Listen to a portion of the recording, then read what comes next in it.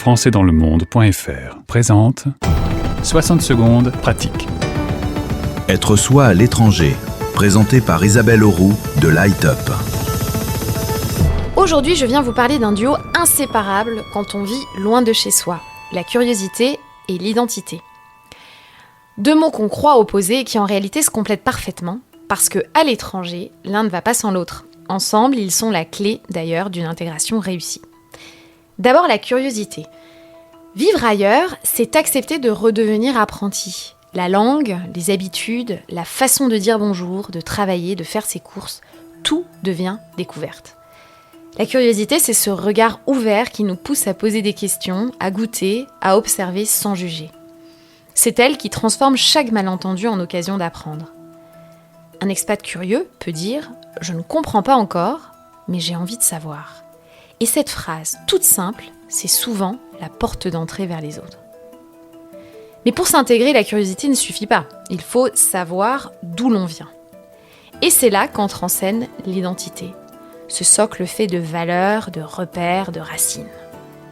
S'ouvrir à une autre culture, ce n'est pas s'effacer. Au contraire, plus on assume qui l'on est, plus on peut rencontrer l'autre sans se perdre. Et c'est cet équilibre entre enracinement et ouverture qui rend l'intégration harmonieuse. Alors comment faire vivre ces deux forces au quotidien ? Quelques pistes toutes simples pour vous. Demandez aux locaux pourquoi une coutume existe et écoutez vraiment la réponse. Partagez vos traditions, un plat, une fête, une histoire.